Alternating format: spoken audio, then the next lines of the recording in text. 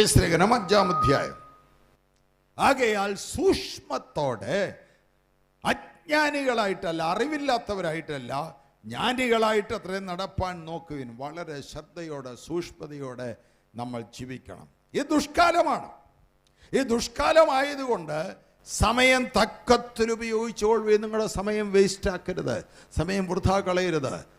സമയം തക്കത്തിൽ ഉപയോഗിക്കണം. പ്രാർത്ഥനയ്ക്ക് സമയമെടുക്കണം, ആരാധിക്കാൻ സമയമെടുക്കണം, മറ്റുള്ള സുവിശേഷം പറയാൻ സമയമെടുക്കണം, നല്ല വാക്കിൽ സംസാരിക്കണം, സൗമ്യതയോടെ സംസാരിക്കണം, മറ്റുള്ളവരെ സഹായിക്കണം, മറ്റുള്ളവർക്ക് വേണ്ടി നന്മ ചിന്തിക്കണം. അങ്ങനെ സമയം തക്കത്തിൽ ഉപയോഗിക്കണം. ബുദ്ധിഹീനരാകാതെ കർത്താവിൻ്റെ ഇഷ്ടം ഇന്നതെന്ന് ഗ്രഹിച്ചുകൊള്ളുവീൻ. ദൈവത്തിൻ്റെ ഇഷ്ടം അറിഞ്ഞാൽ അത് ചെയ്യണം. ഏതു കാര്യത്തിലും ദൈവത്തിൻ്റെ ഇഷ്ടം നീ ആരോടും ചോദിക്കാൻ പോകണ്ട, നീ തന്നെ പ്രാർത്ഥിച്ച് മനസ്സിലാക്കണം.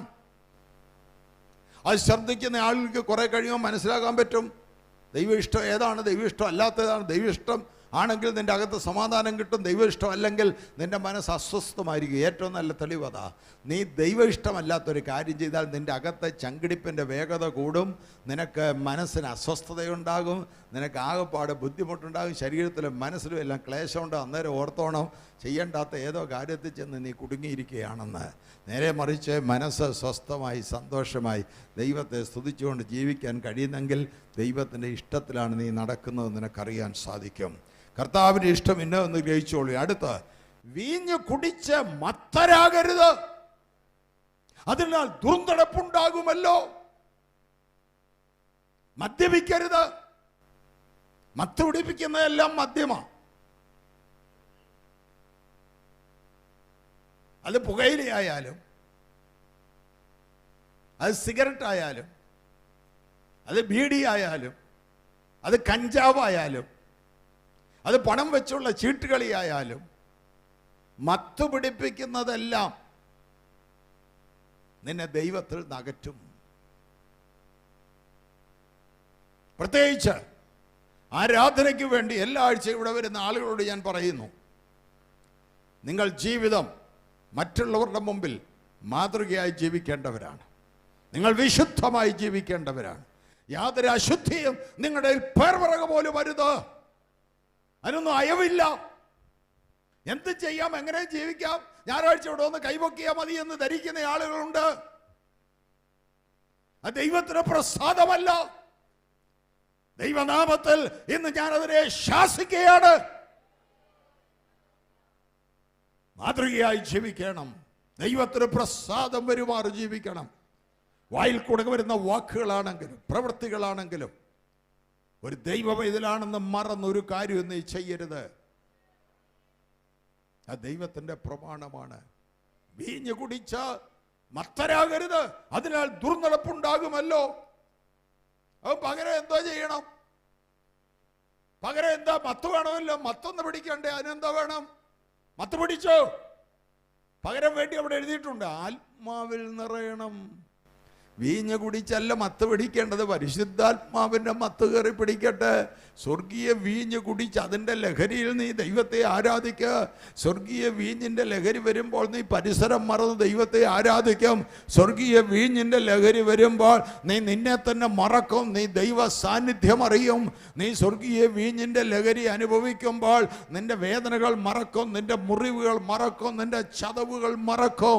സ്വർഗീയ ലഹരി വരുന്ന അവസരത്തിൽ ആ കാറ്റത്ത് ആ തിരമാലകളുടെ മുകളില് ഇങ്ങനെ പൊങ്ങിയും താണും പോകുന്ന പടകില് നീ കിടക്കുകയാണെന്നുള്ള ചിന്ത നിനക്ക് വരും. അത് ആടുന്ന പോലെ നീയും ആടിത്തുടങ്ങും. എന്താ കാര്യം? നീ ലഹരിയിലാണ്. ഏത് ലഹരിയാണ്? സ്വർഗീയ വീഞ്ഞിന്റെ ലഹരിയാണ്. വീഞ്ഞ് കുടിച്ച് മത്തരാകരുത്, അതിനാൽ ദുർനടപ്പുണ്ടാകുമല്ലോ. ആത്മാവിൽ നിറയുവീൻ. ഇംഗ്ലീഷ് ബൈബിൾ അങ്ങനെയാണ്. Filled with the Holy Spirit. കൽപ്പനയാണ്. ആത്മാവിൽ നിറയുവീൻ, പരിശുദ്ധാത്മാവിൽ നിറയുവീൻ. നിറഞ്ഞിട്ട് എന്ത് ചെയ്യണം? ആത്മാവിൽ നിറഞ്ഞ് സങ്കീർത്തനങ്ങളാലും സ്തുതികളാലും ആത്മീയ ഗീതങ്ങളാലും തമ്മിൽ സംസാരിച്ചും നിങ്ങളുടെ ഹൃദയങ്ങളിൽ കർത്താവിന് പാടിയും കീർത്തനം ചെയ്തും നമ്മുടെ കർത്താവായ യേശു ക്രിസ്തുവിന്റെ നാമത്തിൽ ദൈവവും പിതാവുമായവന് എല്ലായ്പ്പോഴും എല്ലാറ്റിനു വേണ്ടിയും സ്തോത്രം ചെയ്തുകൊള്ളുവീൻ. എപ്പോൾ സ്തോത്രം ചെയ്യണം? എല്ലായ്പ്പോഴും. എന്തിനു വേണ്ടി സ്തോത്രം ചെയ്യണം? എല്ലാറ്റിനും വേണ്ടി. എല്ലാറ്റിനും വേണ്ടി എല്ലായ്പ്പോഴും സ്തോത്രം ചെയ്യുവീൻ. എങ്ങനെ? ഹൃദയത്തിൽ പാടി. എല്ലാവരുടെ ഹൃദയത്തിനകത്ത് ഒരു ട്യൂണുണ്ട്, എല്ലാവരുടെ ഹൃദയത്തിനകത്ത് ഒരു സംഗീത ഉപകരണം വെച്ചിട്ടുണ്ട്. പക്ഷേ അതൊക്കെ ഇപ്പോൾ ചെലമ്പുന്ന ശബ്ദമാണ്, അപശ്രുതിയാണ്, അവതാളമാണ്. അതിൻ്റെ താളം തെറ്റി, അതിൻ്റെ ശ്രുതി പോയി, അതിൻ്റെ കമ്പികളൊക്കെ അയഞ്ഞു പോയി, ചിലത് പൊട്ടിപ്പോയി, ഇങ്ങനെ കിടക്കുക. നിൻ്റെ അകത്ത് ഒരു സംഗീത ഉപകരണം ദൈവം വെച്ചിട്ടുണ്ട്. പക്ഷേ അത് ട്യൂൺ ചെയ്യണം. ആത്മാവിൽ നിറഞ്ഞ് ട്യൂൺ ചെയ്യുമ്പോൾ ഇത്രയും ആളുകളുടെ അകത്തിരിക്കുന്ന സംഗീത ഉപകരണം പരിശുദ്ധാത്മാവിനാൽ ട്യൂൺ ചെയ്ത് കഴിയുമ്പോൾ സ്വർഗത്തിന് പ്രസാദമുള്ള ആരാധനയാണ് ഇവിടെ ഉയരാൻ പോകുന്ന. മനസ്സിലായവർ കൈയടിച്ച് ദൈവത്തിന് സ്തോത്രം ചെയ്യുക. We praise you Lord, we praise you Lord, we praise you, we worship you, worship you. ഞങ്ങളങ്ങേ ആരാധിക്കുന്നു, ഞങ്ങളങ്ങേ സ്തുതിക്കുന്നു. ഹല്ലേലൂയ. സങ്കീർത്തനങ്ങളാലും സ്തുതികളാലും ആത്മീയ ഗീതങ്ങളാലും തമ്മിൽ സംസാരിച്ചു നിങ്ങളുടെ ഹൃദയത്തിൽ കർത്താവിന് പാടിയും കീർത്തനം ചെയ്യും. നോക്കൂ, ആത്മാവ് നിറഞ്ഞ് ചെയ്യേണ്ടതെല്ലാം പാട്ടിനോട് ബന്ധപ്പെട്ട കാര്യമാണ്. ആരാധനയിൽ ഏറ്റവും പ്രധാനപ്പെട്ടതാണ് സംഗീതം. നിൻ്റെ അകത്തൊരു മൂളിപ്പാട്ട് വേണം, നിൻ്റെ ഹൃദയത്തിലൊരു മൂളിപ്പാട്ട് വേണം. ദൈവത്തിന് വേണ്ടിയുള്ളൊരു മൂളിപ്പാട്ട്. അതാണ് സ്തുതി, അതാണ് സ്തോത്രം, അതാണ് അന്യഭാഷയിൽ ചിലർ പാടുന്നത്. ആത്മാവിൽ നിറഞ്ഞ അന്യഭാഷയിൽ പാടും. അന്യഭാഷയിൽ പാടുമ്പോൾ ആത്മാവ് കൊണ്ടാണ് പാടുന്നത്, ബുദ്ധി അഫലമാണ്. എങ്കിലും നിൻ്റെ അകത്തുള്ള സംഗീത ഉപകരണം ദൈവം എടുത്ത് ശരിയാക്കി അതിനെ ഉപയോഗിക്കാൻ തുടങ്ങുകയാണ്. എന്ത് ചെയ്യണം? എല്ലായ്പ്പോഴും എല്ലാറ്റിനു വേണ്ടി സ്തോത്രം ചെയ്യണം. ആർക്കാ? യേശു ക്രിസ്തുവിൻ്റെ നാമത്തിൽ ദൈവവും പിതാവുമായവന്. യേശു ക്രിസ്തു നമ്മുടെ കർത്താവാണ്. എന്നാൽ യേശു ക്രിസ്തുവിൻ്റെ പിതാവായ ദൈവത്തിനാണ് സകല മഹത്വവും പോകുന്നത്. ക്രിസ്തുവിൽ കൂടെയാണ് പോകുന്നത്. നമ്മുടെ കർത്താവായ യേശു ക്രിസ്തുവിൽ കൂടെ പിതാവായ ദൈവത്തിന് എല്ലാ മഹത്വവും പുകഴ്ചയും സ്തുതിയും സ്തോത്രവും ആരാധനയും അർപ്പിച്ചുകൊണ്ടിരിക്കണം. അതിനോട് ചേർത്ത് പറഞ്ഞിരിക്കുകയാണ്, ക്രിസ്തുവിൻ്റെ ഭയത്തിൽ അന്യോന്യം കീഴ്പ്പെട്ടിരിപ്പീൻ. എല്ലാറ്റിനു വേണ്ടി എല്ലായ്പ്പോഴും സ്തോത്രം ചെയ്യണം. ദൈവഭയത്തിൽ അങ്ങോട്ടും ഇങ്ങോട്ടും വിധേയപ്പെട്ടിരിക്കണം. ഒരാൾ മറ്റേയാളിനേക്കാൾ വലിയ ആളാണെന്ന് ഭാവിക്കരുത്. വിധേയപ്പെട്ടിരിക്കണം. അന്യോന്യം വഴങ്ങണം, അന്യോന്യം കീഴ്പ്പെട്ടിരിക്കണം. ഒരുത്തൻ മറ്റൊരുത്തനെ ചെറുതാക്കാൻ ശ്രമിക്കരുത്. ഒന്നിൻ്റെ പേരിലും പഠിത്തത്തിൻ്റെ പേരിലാകട്ടെ, പഠിത്തം കൂടിയവൻ പഠിത്തം കുറഞ്ഞവനെ ചെറുതാക്കല്ല. പണത്തിൻ്റെ പേരിലാകട്ടെ, ധനവാൻ ദരിദ്രനെ ചെറുതാക്കാൻ ശ്രമിക്കരുത്. ജാതിയുടെ പേരിൽ ഒരുത്തൻ മറ്റൊരുത്തനെ ചെറുതാക്കരുത്. നിറത്തിൻ്റെ പേരിൽ ഒരാൾ മറ്റൊരുത്തനെ ചെറുതാക്കരുത്. ഭാഷയുടെ പേരിൽ ഒരാൾ മറ്റൊരുത്തനെ ചെറുതാക്കരുത്. ലോകത്തിൽ അങ്ങനെയുള്ള സമ്പ്രദായങ്ങളുണ്ട്. അത് ലോകത്തിൻ്റെ സമ്പ്രദായങ്ങളാണ്. എന്നാൽ ദൈവത്തിൻ്റെ സഭയ്ക്കകത്തെ സമ്പ്രദായം തമ്മിൽ കീഴടങ്ങിയിരിപ്പീൻ. തമ്മിൽ കീഴടങ്ങിയിരിപ്പീൻ. ഒരാൾ മറ്റേയാളിനും വിധേയപ്പെടുന്ന ആൾ തന്നെ ഈ ആളിനും വിധേയപ്പെടുന്നു. അങ്ങോട്ടും ഇങ്ങോട്ടും കീഴടങ്ങിയിരിപ്പീൻ. അതാണ് സഭ. ദൈവത്തിൻ്റെ സഭയുടെ പ്രമാണം അതാണ്. മറ്റതൊക്കെ മനുഷ്യൻ്റെ പ്രമാണമാണ്. ഒരു വീട്ടുകാരും മാത്രം കൂടി വരുന്ന ഒരു സഭയുണ്ട്. അവർ തീരുമാനിച്ചു അവരുടെ കുടുംബത്തിൽപ്പെട്ട ആളുകൾ ആരെങ്കിലും രക്ഷിക്കപ്പെട്ടു വന്നാൽ ചേർത്താൽ മതി, വേറെ വെളിയിൽ നിന്ന് വരുന്നവരെ ചേർക്കണ്ട. കാരണം ഇവൻ നമ്മുടെ വീട്ടുകാർ, നമ്മുടെ സ്വന്തക്കാർ, നമ്മളൊക്കെ അല്ലേ ഉള്ളൂ. ഒന്ന് രണ്ട് വീട്ടുകാർ ബന്ധത്തിൽപ്പെടാത്തവരുണ്ടെങ്കിലും കല്യാണം കഴിച്ച് ബന്ധുക്കാരാക്കിയിട്ടുണ്ട്. അങ്ങനെ ബന്ധുക്കാരായിരിക്കുന്ന ആളുകൾ ആണ് അവിടെ കൂടി വരുന്നത്. ഇനി വെളിയിൽ നിന്ന് ഒരുത്തം വന്നു കയറി പിന്നെ അവിടെ കമ്മിറ്റി എടുത്തു, സെക്രട്ടറി എടുത്തു, പിന്നെ അതിൻ്റെയൊക്കെ പേര് വഴക്കാകുമെന്ന് പറഞ്ഞ് അവർ തീരുമാനമെടുത്തിരിക്കുകയാണ്. ആ സഭയിൽ അവരുടെ ബന്ധത്തിൽപ്പെടാത്ത ആരെയും ചേർക്കത്തില്ല. അതിൻ്റെ അർത്ഥം അത് ദൈവത്തിൻ്റെ സഭയല്ല, അത് കുടുംബത്തിൻ്റെ സഭയാണ്. ദൈവത്തിൻ്റെ സഭയിൽ ആര് വരണം ആര് വരണ്ടെന്ന് തീരുമാനിക്കുന്നത് അതിൻ്റെ ഉടമസ്ഥനായ ദൈവമാണ്. കർത്താവ് താൻ സ്വന്തം രക്തത്താൽ സമ്പാദിച്ച ദൈവത്തിൻ്റെ സഭ, കർത്താവ് താൻ സ്വന്തം രക്തത്താൽ സമ്പാദിച്ച ദൈവത്തിൻ്റെ സഭ മുതൽ മുടക്കിയവൻ യേശു ക്രിസ്തുവാണ്. ജീവൻ കൊടുത്ത് ചങ്ക് കൊടുത്ത് അവൻ വാങ്ങിച്ചതാണ് അവൻ്റെ സഭ. ആ സഭയുടെ മേലിൽ വേറെ ലേബൽ ഒട്ടിക്കുന്നത് അവൻ സമ്മതിക്കത്തില്ല. വേറെ ഒരു ലേബൽ ഒട്ടിക്കാൻ നമുക്കൊക്കത്തില്ല.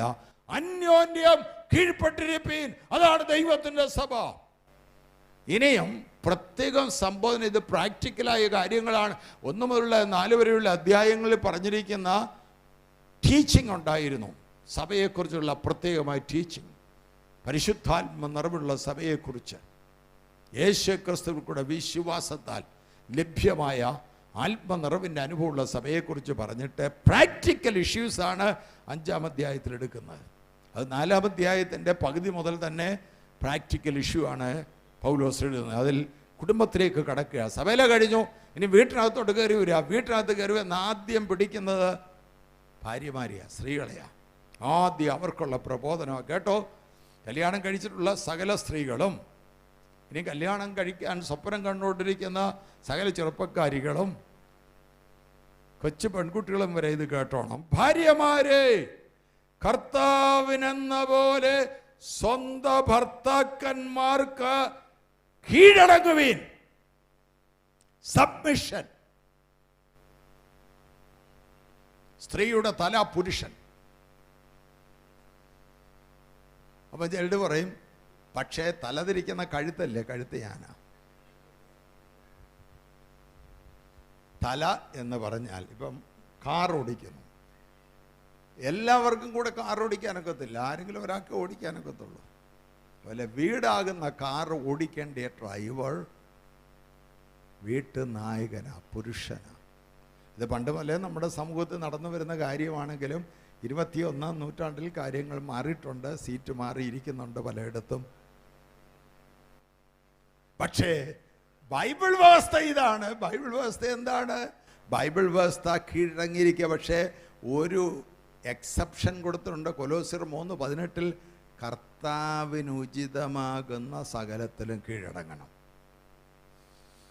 കർത്താവിന് ഉചിതമല്ലാത്തൊരു കാര്യം പറഞ്ഞ് ഈ വാക്യം കാണിച്ചുകൊണ്ട് വന്നാൽ കീഴടങ്ങണ്ട കേട്ടോ. കർത്താവിനുചിതമാകുന്ന സകലത്തിലും കീഴടങ്ങണം. കർത്താവിനുചിതമാകുന്ന സകലത്തിലും കീഴടങ്ങിയിരിക്കണം. സഹോദരിമാർ മാത്രം ഒന്ന് കൈയടിച്ച്. കർത്താവിനുചിതമായ കാര്യത്തിൽ മാത്രം കീഴടങ്ങിയാൽ മതി. എന്നാൽ കർത്താവിനുചിതമാകുന്ന സകലത്തിലും കീഴടങ്ങണം. ക്രിസ്തു ശരീരത്തിന്റെ രക്ഷിതാവായി സഭയ്ക്ക് തലയാകുന്നത് പോലെ ഭർത്താവ് ഭാര്യയ്ക്ക് തലയാകുന്നു. മറക്കരുത്, ശിരസ്. സ്ത്രീകൾ ഏറ്റവും കൂടുതൽ ശ്രദ്ധിക്കുന്നത് തലമുടി, കണ്ണ്, മുഖം. കാരണം അവർക്ക് ഏറ്റവും പ്രധാനപ്പെട്ട തലയാ. അതുകൊണ്ട് വചനം പറയുക, നീ ഏറ്റവും കൂടുതൽ ശ്രദ്ധിക്കേണ്ടത് നിന്റെ തലയാ. നിന്റെ തല നിന്റെ ഭർത്താവാ. പുരുഷന്മാരെ ഏറ്റവും കൂടുതൽ ശ്രദ്ധിക്കുന്നത് അവരുടെ ശരീരമാണ്. ശരീരത്തിന് മസിലൊക്കെ വരുത്തണം, നല്ല ആരോഗ്യം വരണം, നല്ല ഷേപ്പ് വരണം. അതിന് എന്തെങ്കിലുമൊക്കെ ചെയ്യും, എക്സസൈസൊക്കെ ചെയ്യും. അതുകൊണ്ട് പുരുഷനോട് പറഞ്ഞ നിന്റെ ശരീരം നീ സംരക്ഷിക്കുന്നുണ്ടല്ലോ, ശരിക്കും നിന്റെ ശരീരം നിന്റെ ഭാര്യ. യേശുക്രിസ്തു സഭയുടെ ശിരസായിരിക്കുന്ന പോലെ ഭർത്താവാണ് ഭാര്യയുടെ ശിരസ്. എന്നാൽ സഭ ക്രിസ്തുവിന് കീഴടങ്ങിയിരിക്കുന്നത് പോലെ ഭാര്യമാരും ഭർത്താക്കന്മാർക്ക് സകലത്തിലും കീഴടങ്ങിയിരിക്കണം. അടുത്തത് ഭർത്താക്കന്മാരോട്. ഭർത്താക്കന്മാരെ, ക്രിസ്തുവും സഭയെ സ്നേഹിച്ചതുപോലെ നിങ്ങളുടെ ഭാര്യമാരെ സ്നേഹിക്കുവീൻ. ചെറിയ സ്നേഹമൊന്നും പോരാ. യേശു എങ്ങനെ സ്നേഹിച്ചു അതുപോലെ സ്നേഹിച്ചോണം. യേശു സഭയെ സ്നേഹിച്ചതുപോലെ. അതിവിടെ വിശദീകരിച്ചിട്ടുണ്ട് എന്താണെന്ന്. യേശു ക്രിസ്തു സഭയെ വചനത്തോട് കൂടിയ ജലസ്നാനത്താൽ വെടിപ്പാക്കി വിശുദ്ധീകരിക്കേണ്ടതിനും കറ, ചുളുക്കം മുതലായത് ഒന്നുമില്ലാതെ സഭയെ ശുദ്ധിയും നിഷ്കളങ്കയുമായി തനിക്ക് തന്നെ തേജസ്സോടെ മുൻ നിർത്തേണ്ടതിനും തന്നെത്താൻ അവൾക്ക് വേണ്ടി ഏൽപ്പിച്ചു കൊടുത്തു. വചനത്തോടുകൂടിയ ജലസ്നാനം എന്ന് പറഞ്ഞാൽ ചില ആളുകൾ ജലസ്നാനം എന്ന വാക്ക് കണ്ടുകൊണ്ട് നമ്മൾ സ്നാനമേറ്റതിനെ കുറിച്ചാണ് പറയും, തെറ്റിദ്ധരിക്കാറുണ്ട്. ആ വാക്യത്തിലെ സ്നാനം വിശ്വാസികൾക്ക് ലഭിക്കുന്ന മാമോദിസായെ കുറിച്ചല്ല പറയുന്നത്, കഴുകലെന്നാണ്. വാഷിംഗ് ഓഫ് ദ വേർഡ്, വചനത്താലുള്ള കഴുകൽ. വചനത്തോടു കൂടിയ കഴുകൽ നിനക്ക് തന്നാണ് നിന്നെ ശുദ്ധീകരിച്ചത്. അന്ന് മാത്രമല്ല, ഇന്നും എന്നും വചനമാ കഴുകുന്നു. കയറി ചെല്ലുന്ന ഇടത്ത് സമാഗമന കൂടാരത്തിൽ രണ്ടാമതിരിക്കുന്ന ഉപകരണം താമ്രക്കടല. അതിനകത്ത് മുഴുവൻ താമ്രത്തൊട്ടിയാണ്. കൂടാരത്തിൽ യെരൂശലേം ദേവാലയത്തിൽ വന്നത് താമ്രക്കടലായി. ആ താമ്രത്തൊട്ടി നിറച്ച് വെള്ളമാണ്. പുരോഹിതൻ ശുശ്രൂഷ ചെയ്യാൻ പറ്റേണ്ടത് യാഗപീഠത്തിൻ്റെ അടുക്കലാണെങ്കിൽ യാഗപീഠത്തിൽ നേരെ കയറി വന്ന് ശുശ്രൂഷിക്കാൻ അനുവാദമില്ല. നേരെ താമ്രത്തിൻ്റെ അടുക്കൽ പോയി അവൻ കഴുകണം, മുഖം കഴുകണം, കൈ കഴുകണം. അവനെ തന്നെ കഴുകിയതിന് ശേഷം അവൻ തിരിച്ച് യാഗപീഠത്തിൻ്റെ അടുക്കൽ വന്ന് ശുശ്രൂഷിക്കണം. കഴുകലാ പ്രധാനം. പ്രാർത്ഥിക്കുന്നതിന് മുമ്പ് നീ കഴുകണം, ആരാധനിക്കുമ്പോൾ നിന്നെ കഴുകണം, പ്രസംഗിക്കുന്നതിന് മുമ്പ് നിന്നെ കഴുകണം, കർത്തൃമേശ എടുക്കുന്നതിന് മുമ്പ് നിന്നെ കഴുകണം, ഓരോ ദിവസം രാവിലെ എഴുന്നേറ്റ് നിന്നെ കഴുകണം, രാത്രി കിടക്കുന്നതിന് മുമ്പ് നിന്നെ കഴുകണം. എന്തുകൊണ്ട് കഴുകണം? വചനത്തിൻ്റെ വെള്ളം കൊണ്ട്, ദൈവവചനത്തിൻ്റെ വെള്ളം കൊണ്ട് നിന്നെ കഴുകി വെടിപ്പാക്കണം. അതിൻ്റെ കാര്യം, ഒരുപാട് പൊടിയൊക്കെയുള്ള സ്ഥലത്താണ് നമ്മൾ ജീവിക്കുന്നത്. കാലയിലും കയ്യിലും തൊടുന്നിടത്തെല്ലാം ഇൻഫെക്ഷൻ ഉണ്ടാക്കുന്ന അണുക്കൾ വരെ നമ്മൾ കാണുന്നില്ല. സോപ്പിട്ട് കൈ കഴുകണം. സോപ്പിനകത്ത് അണുക്കളെ നശിപ്പിക്കാനുള്ള ഘടകങ്ങളുടെ കെമിക്കൽസ് ഉണ്ട്, അതുപയോഗിക്കണം. എന്നാൽ ആത്മീയത്തിൽ നമ്മളെ കഴുകുന്നത് ദൈവത്തിൻ്റെ വചനമാണ്. ഈ ലോകത്തിൽ ഒരുപാട് ഇൻഫെക്ഷൻ നമ്മുടെ മനസ്സിലുണ്ടാക്കും. അശുദ്ധിയുടെ, അശുദ്ധ വികാരങ്ങളുടെ, അശുദ്ധമായ ചിന്തകളുടെ, ആഗ്രഹങ്ങളുടെ ഒക്കെ ഇൻഫെക്ഷൻ ഉണ്ടാകും ആത്മീയത്തിൽ. ഇൻഫെക്ഷൻ ഉണ്ടായി നമ്മുടെ ശരീരത്തിന് പനി പിടിക്കുന്ന പോലെ ആത്മാവിന് പനി പിടിക്കും, ആത്മാവിന് അസുഖം വരും. അത് വചനം പറയുമ്പോൾ ചിലർക്ക് തികട്ടുന്നതിൻ്റെ കാര്യം ദഹനക്കേടുണ്ടായിരിക്കുകയാണ്. ദഹിക്കുന്നതിൽ ഇത്രയൊക്കെ പാസ്റ്റർ പറയേണ്ട കാര്യമുണ്ടോ? അത് അസുഖമാണ്, അത് ഇൻഫെക്ഷൻ കൊണ്ടാണ്. ലോകത്തിൻ്റെ കാര്യങ്ങൾ ഇടപെട്ടെന്ന് എൻ്റെ ആത്മാവിന് അസുഖം വന്നാൽ അത് മാറ്റാനുള്ള മാർഗം ദൈവത്തിൻ്റെ വചനമാണ്. ദൈവത്തിൻ്റെ വചനം കൊണ്ടാണ് കർത്താവ് തൻ്റെ സഭയെ കഴുകിയത്. വചനത്തോടുകൂടിയ ജലസ്നാനത്താൽ, കഴുകലിനാൽ വെടിപ്പാക്കി വിശുദ്ധീകരിച്ച് കറയും ചുളുക്കവുമില്ലാതെ സഭയെ ശുദ്ധിയും നിഷ്കളങ്കമായി തനിക്ക് തന്നെ തേജസ്സോടെ മുൻനിർത്തുന്നതിന് തന്നെത്താൻ അവൾക്ക് വേണ്ടി ഏൽപ്പിച്ചു കൊടുത്തു. കമ്മിറ്റ്മെൻ്റാണ്, ഏൽപ്പിച്ചു കൊടുക്കലാണ്. ഭർത്താക്കന്മാർ തങ്ങളുടെ കുടുംബജീവിതത്തിൽ തൻ്റെ ഭാര്യയ്ക്ക് കമ്മിറ്റ് ചെയ്ത് കൊടുക്കണം, ഏൽപ്പിച്ചു കൊടുക്കണം. ഔവണ്ണം ഭർത്താക്കന്മാരും തങ്ങളുടെ ഭാര്യമാരെ സ്വന്തം ശരീരങ്ങളെ പോലെ സ്നേഹിക്കേണ്ടതാകുന്നു. സ്വന്തം ശരീരം പോലെ. നിങ്ങളുടെ സ്വന്തം ശരീരത്തെ എപ്പോഴെങ്കിലും നിങ്ങൾ അടിച്ചിട്ടുണ്ടോ? ഒരു വടി വെട്ടിക്കൊണ്ടുവന്ന് അടിച്ചിട്ടുണ്ടോ? കൈകൊണ്ട് അടിച്ചിട്ടുണ്ടോ? തന്നെത്താൻ കർണത്തടിച്ച് തന്നെത്താൻ തലയ്ക്ക് പിടിച്ച് തള്ളിയിട്ടുണ്ടോ? തന്നെത്താൻ മുടിക്ക് പിടിച്ച് വലിച്ചിട്ടുണ്ടോ നിങ്ങൾ? അങ്ങനെ നിങ്ങൾ ചെയ്തിട്ടില്ലെങ്കിൽ നിങ്ങളുടെ ശരീരമാണ് നിങ്ങളുടെ ഭാര്യ. നിങ്ങളുടെ ഭാര്യയെ നിങ്ങളങ്ങനെ ചെയ്താൽ സ്വന്തം ശരീരത്തിന് ചെയ്യുന്നതിന് തുല്യമാണ്. സ്വന്തം ശരീരത്തെ ഉപദ്രവിച്ച ഒരു മനുഷ്യനെ ബൈബിളിൽ കാണാം. അവരുടെ ദേഹത്ത് 6000 പിശാചുക്കൾ ഉണ്ടായിരുന്നു. അവൻ കല്ലെടുത്ത് തന്നെത്താൻ ഇടിക്കുകയും ചതയ്ക്കുകയും ചെയ്തു. സ്വന്തം ഭാര്യയെ ഇടിക്കുകയോ ചതയ്ക്കുകയോ അടിക്കുകയോ ചെയ്യുന്നവരുടെ മേൽ 6000-ൽ കുറയാതെ ഭൂതങ്ങളുണ്ട്, ഒരു സംശയവുമില്ല. ആ ഭൂതങ്ങളെ ഇറക്കി വിടണം. കേട്ടല്ലോ ആമേൻ എവിടുന്നാ വന്നെന്ന്. കല്യാണം കഴിച്ചു എന്ന് പറഞ്ഞാൽ നിന്റെ ഭാര്യയുടെ ശരീരത്തെ ഉപദ്രവിക്കുവാൻ, ദേഹോദ്രം ഏൽപ്പിക്കാൻ നിനക്ക് അധികാരമില്ല. വേദപുസ്തകം അനുസരിച്ച് അധികാരമില്ല. ഇന്ത്യൻ ശിക്ഷാ നിയമം അനുസരിച്ച് അധികാരമില്ല. ജയിലിൽ പിടിച്ചിടാൻ തക്കവണ്ണം കുറ്റകരമാണ് ഭാര്യയെ ദേഹോപദ്രവം ഏൽപ്പിക്കുന്നത്. ആ കാര്യം സഹോദരിമാരെല്ലാം അറിഞ്ഞിരിക്കണം. നിങ്ങളുടെ ഭർത്താക്കന്മാർക്ക് നിങ്ങളുടെ ശരീരത്തെ ഉപദ്രവിപ്പാൻ ഇന്ത്യൻ നിയമം അനുവദിക്കുന്നില്ല, വേദപുസ്തകം അനുവദിക്കുന്നില്ല. വേറെ ഒരു വ്യക്തിയാണ് നിങ്ങളുടെ ഭാര്യ. നിങ്ങളെപ്പോലെ തന്നെയുള്ളൊരു വ്യക്തിയാണ്. നിങ്ങളെപ്പോലെയുള്ള, നിങ്ങളെക്കാൾ കുറഞ്ഞൊരു വ്യക്തിയല്ല. നിങ്ങളെപ്പോലെ പേഴ്സണാലിറ്റി ഉണ്ട്, നിങ്ങളെപ്പോലെ വ്യക്തിത്വമുണ്ട്, ഇൻഡിവിജ്വാലിറ്റി ഉണ്ട്, ചിന്താശക്തിയുണ്ട്, വികാരമുണ്ട്. ഒരു ആനിമൽ അല്ല ഭാര്യ, ഒരു മൃഗമല്ല, ഒരു വളർത്തു മൃഗമല്ല ഭാര്യ. ഒരിക്കൽ പോലും നിങ്ങൾക്ക് നിങ്ങളുടെ ഭാര്യയെ ദേഹോദരം ഏൽപ്പിക്കാൻ അനുവാദമില്ല. അങ്ങനെ ചെയ്യുന്നവൻ ദൈവകൃപയുള്ളവനല്ല. അങ്ങനെ ചെയ്യുന്നവൻ ദൈവത്തിന് പ്രസാദമുള്ളവനല്ല. ആരും തൻ്റെ ശരീരത്തെ ഒരു നാളും പകച്ചിട്ടില്ല. നിന്റെ ഭാര്യ നിന്റെ ശരീരമാണ്. നിന്റെ ശരീരത്തെ നീ പകയ്ക്കരുത്. ക്രിസ്തുവും സഭയെ ചെയ്യുന്നത് പോലെ അതിനെ പോറ്റി പുലർത്തുക അത്ര ചെയ്യുന്നത്. പോറ്റി പുലർത്തുക. എന്താ പോറ്റി പുലർത്തുക എന്ന് പറഞ്ഞാൽ അർത്ഥം?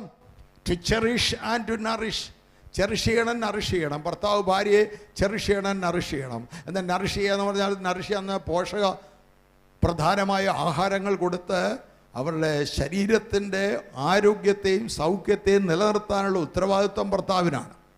എന്താ ചെറിഷ്യ? ചെറിഷ്യ എന്ന് പറഞ്ഞാൽ അവരുടെ മനസ്സിന് സന്തോഷമുണ്ടാകുന്ന വിധത്തിൽ അവരോട് സംസാരിക്കുകയും പെരുമാറുകയും ചെയ്യണം. ഇതെൻ്റെ അഭിപ്രായമല്ല, വേദപുസ്തകത്തിൽ എഴുതിയിരിക്കുന്ന കാര്യമാണ്. വേദപുസ്തകം പറയുകയാണ്, നീ നിൻ്റെ ഭാര്യയെ ചെറിഷ് ചെയ്യണം, ആഹ്ലാദിപ്പിക്കണം. നിനക്ക് സന്തോഷം ഉണ്ടാകാൻ വേണ്ടി നീ സന്തോഷിക്കുമ്പോൾ നീ തെറ്റിദ്ധരിക്കുക ഭാര്യയെ സന്തോഷിച്ചിട്ടുണ്ടെന്ന്. ഇല്ലില്ല. ഭാര്യയെ നിൻ്റെ വാക്കുകൊണ്ട് ചെറിഷ് ചെയ്യണം. സ്നേഹത്തിൻ്റെ വാക്കുകൾ സംസാരിക്കണം. സ്നേഹത്തിൻ്റെ പെരുമാറ്റം വേണം. സ്നേഹത്തിൻ്റെ സംബോധന വേണം. ഒരിക്കലും മൃഗത്തിൻ്റെ പേരൊന്നും സ്വന്തം ഭാര്യയ്ക്ക് ഇടരുത്. മൃഗമല്ല, നിൻ്റെ ഭാര്യ മൃഗമല്ല. മൃഗത്തിൻ്റെ പേരിട്ട് വിളിക്കൽ. എത്ര ദേഷ്യം വന്നാലും ചില സ്ത്രീകൾ തിരിച്ചിങ്ങോട്ടും വേറൊരു മൃഗത്തിൻ്റെ പേര് പറയുന്ന ചിലരുടെ പറയത്തില്ല, അവർ മനസ്സിൽ പറയും. അവർ വെളിയിൽ പറയത്തില്ല, അത്രയും കൾച്ചറുള്ളത് കൊണ്ട്. പക്ഷേ അവർ മനസ്സിൽ പറഞ്ഞിരിക്കും. ഓർത്തോണം, ഒരിക്കലും അങ്ങനെ ചെയ്യരുത്, ചെയ്യാൻ പാടില്ല. പോറ്റുക, പുലർത്തുക, ചെറിഷ് ചെയ്യുക, നറിഷ് ചെയ്യുക. ഒത്തിരി കാര്യം എനിക്ക് പറയാനുണ്ടെങ്കിലും എൻ്റെ സമയം ഇപ്പോൾ അവസാനിപ്പിക്കുന്നു. ഈ അധ്യായം എനിക്ക് തീർക്കണം എന്നുള്ളത് കൊണ്ട് ഞാൻ പെട്ടെന്ന് പറഞ്ഞു പോവുകയാണ്. നാം എൻ്റെ ശരീരത്തിൻ്റെ അവയവങ്ങളല്ലോ. നമ്മളെല്ലാവരും യേശു ക്രിസ്തുവിൻ്റെ ശരീരത്തിൻ്റെ അവയവങ്ങളാണ്. അത് നിമിത്തം ഒരു മനുഷ്യൻ അപ്പനെയും അമ്മയും വിട്ട് ഭാര്യയോട് പറ്റിച്ചൊരു ഇരുവരും ഒരു ദേഹമായി തീരും. ഇതൊരു വലിയ മർമ്മമാണ്. രണ്ടുപേരും കൂടെ ഒരു ദേഹമാകും. ആദാമിൽ നിന്ന് ഹവ്വയെ വേർതിരിച്ചു. ആദാമും ഹവ്വയും ഒരു ദേഹമായി. ഒരു ദേഹം എങ്ങനെ വെളിയിൽ വന്നു? അതാണ് കായിൻ ഹാബേൽ മക്കൾ. ഒരു ദേഹമായി തീരും. അത് നിമിത്തം ഒരു മനുഷ്യൻ അപ്പനെയും അമ്മയും വിട്ട് ഭാര്യയോട് പറ്റിച്ച ഇരുവരും ദേഹമായി തീരും. ഈ മർമ്മം വലിയതാണ്. എന്താ മർമ്മം? ആത്മീയമായ സത്യമാണ്. എന്താണ് ആത്മീയ സത്യം? ഞാൻ ക്രിസ്തുവിനെയും സഭയെ ഉദ്ദേശിച്ചത്രേ പറയുന്നത്. യേശു ക്രിസ്തുവും സഭയും കൂടെ ഒന്നാകും നിത്യതയിൽ. നിത്യതയിൽ സഭയെ കൂടാതെ ഒരു പ്രോഗ്രാമും യേശു ക്രിസ്തുവിനില്ല. തെസ്സലോനിക്കർ ലേഖനത്തിൽ വായിക്കുന്ന ഇങ്ങനെ നാം എപ്പോഴും കർത്താവിനോട് കൂടെ ഇരിക്കും. ഈ വചനങ്ങളെ കൊണ്ട് അന്യോന്യം ആശ്വസിപ്പിച്ചു കൊള്ളുവീൻ. എപ്പോഴും കർത്താവിനോടുകൂടെ ഇരിക്കും. കുഞ്ഞാട് പോകുന്നിടത്തെല്ലാം അവൻ്റെ കാന്ത അവനെ അനുഗമിക്കുന്നു. നിത്യതയിൽ യേശുക്രിസ്തുവും സഭയും ഒന്നായി ചേരുന്നു. എങ്ങനെ? ഭൂമിയിൽ ഭർത്താവും ഭാര്യയും ഒന്നായിരിക്കുന്നത് പോലെ. എന്നാൽ നിങ്ങളും അങ്ങനെ തന്നെ ഓരോരുത്തൻ താൻ താൻ്റെ ഭാര്യയെ തന്നെ പോലെ തന്നെ സ്നേഹിക്കണം. ഭാര്യയോ ഭർത്താവിനെ ഭയപ്പെടേണ്ടതാകുന്നു. ഒരു ഭർത്താവ് ഭാര്യയെ തന്നെ പോലെ സ്നേഹിക്കണം. നിങ്ങൾ ഒരു യൂണിറ്റാണ്, രണ്ടു പേരല്ല. മക്കൾ വളർന്ന് മക്കൾക്ക് ജോലിയൊക്കെ ആകുമ്പോൾ ചില അമ്മമാർ മക്കളുടെ സൈഡ് പിടിച്ച് ഭർത്താവിൻ്റെ കുറ്റവും പറഞ്ഞ് മക്കളുടെ പണമൊക്കെ അമ്മയുടെ പേരിൽ അയച്ചു തരണം, ഇങ്ങേരുടെ കൊടുത്താൽ അങ്ങനെ അത് മുഴുവൻ ചിലവാക്കും, ഒന്നിനും കണക്ക് കാണത്തില്ലെന്ന് പറഞ്ഞ് പിള്ളേരുടെ സൈഡ് പിടിച്ച് അപ്പൻ്റെ കുറ്റം പറയും. തെറ്റാണ്. ഒരിക്കലും അങ്ങനെ അനുവദിക്കല്ലേ. നിങ്ങൾ രണ്ടും പിരിയാൻ പാടില്ല. ഒരിക്കലും പിരിയാത്ത ഇണകളാണ്. നിങ്ങൾ രണ്ടും ഒന്നാണ്. ഭർത്താവും ഭാര്യയും ഒന്നാണ്. മക്കൾ വേറെയാണ്. മക്കൾ ആ ഒന്നിൽപ്പെടുന്നതല്ല. അവർ പോയി വേറെ കല്യാണം കഴിച്ച് അവർ വേറെ യൂണിറ്റായിട്ട് മാറും. എന്നാൽ നിങ്ങൾക്ക് വേറെ ആരുമില്ല. നിങ്ങൾക്ക് നിങ്ങളുടെ ദാമ്പത്യ പങ്കാളി മാത്രമേ ഉള്ളൂ. ഇത് വേദപുസ്തകം പഠിപ്പിക്കുന്ന കാര്യമാണ്. ഭാര്യയോ ഭർത്താവിനെ ഭയപ്പെടേണ്ടതാകുന്നു. എങ്ങനെ ഭയപ്പെടണം? ഭർത്താവ് വീട്ടിൽ വരുമ്പോൾ പിള്ളേരോട് പറയുക, ടെററിസ്റ്റ് വന്നു കേട്ടോ, ടെററിസ്റ്റ് പേടിച്ചു. അങ്ങനത്തെ ഭയമല്ല. ആ ഭയമല്ല. സ്നേഹത്തിലുള്ള ബഹുമാനം, ആദരവ്. ഏത് വീട്ടിൽ കുടുംബനായകൻ പ്രത്യേകം ബഹുമാനിക്കപ്പെടുന്നു, ആ വീടിനെ ആ പുരുഷൻ സംരക്ഷിക്കും. ഓർത്തോണം. അത് ആ ബാലൻസ് ഒരിക്കലും തെറ്റരുത്. ഭർത്താവിൻ്റെ ഭാഗത്തുനിന്ന് സ്നേഹവും ഭാര്യയുടെ ഭാഗത്തുനിന്ന് വിധേയപ്പെടലും ഉണ്ടാകുമ്പോൾ ആ കുടുംബം അനുഗ്രഹിക്കപ്പെടും. നമ്മുടെ മാതൃക യേശു ക്രിസ്തു സഭ. പുരുഷൻ യേശു ക്രിസ്തുവിനെ ഭൂമിയിൽ പ്രതിനിധീകരിക്കുന്നു, സ്ത്രീ സഭയെ ഭൂമിയിൽ പ്രതിനിധീകരിക്കുന്നു. യേശു ക്രിസ്തു സഭയെ ഒന്നായിരിക്കുന്ന പോലെ ഭർത്താവും ഭാര്യയും ഒന്നായിരിക്കുന്നു. ഏതെങ്കിലും കുടുംബങ്ങളിൽ എന്തെങ്കിലും പ്രശ്നങ്ങളോ അകൽച്ചകളോ ഉണ്ടെങ്കിൽ ഈ പ്രസംഗത്തോടുകൂടെ കർത്താവ് നിങ്ങളുടെ കുടുംബത്തെ സൗഖ്യമാക്കട്ടെ. ഒരാന്തരിക ഹീലിംഗ് ഇന്ന് നിങ്ങൾക്കുണ്ടാകട്ടെ. പ്രാർത്ഥിക്കാം. സ്വർഗസ്നായ പ്രിയ പിതാവേ, വചനം കേട്ടുകൊണ്ടുന്ന എല്ലാവരെയും അവിടുന്ന് അനുകരിക്കുക. അവിടുത്തെ വചനം കൊണ്ട് ഞങ്ങളെ കഴുകിയതുകൊണ്ട് സ്തോത്രം. വചനം ഞങ്ങളെ വെടിപ്പാക്കിയതുകൊണ്ട് സ്തോത്രം. ഞങ്ങളെ തന്നെ പരിശോധിക്കുവാനും ഞങ്ങളെ തന്നെ ക്രമീകരിപ്പാനും ഞങ്ങൾക്കിടയാക്കണേ. ലോകവും പൗർഷൻ TV ചാനലിലൂടെ ഈ പ്രസംഗം കേട്ട ആളുകളുടെ ജീവിതത്തിൽ അനുഗ്രഹത്തിൻ്റെ രൂപാന്തരം നൽകണമേ. അവിടുത്തെ കൃപ നൽകണമേ. അവിടുത്തെ അനുഗ്രഹം വർഷിപ്പിക്കണമേ കർത്താവേ. ഗോസ്പൽ സെൻറ്റർ വെബ്സൈറ്റിലൂടെ ഈ പ്രസംഗം കേട്ടുകൊണ്ടിരിക്കുന്നവരെ അനുഗ്രഹിക്കണമേ. അവരുടെ ആവശ്യങ്ങളെ സഹായിക്കണമേ. യേശു ക്രിസ്തുവിൻ്റെ നാമത്തിൽ പ്രാർത്ഥന കേൾക്കണം പിതാവേ. ആമേൻ.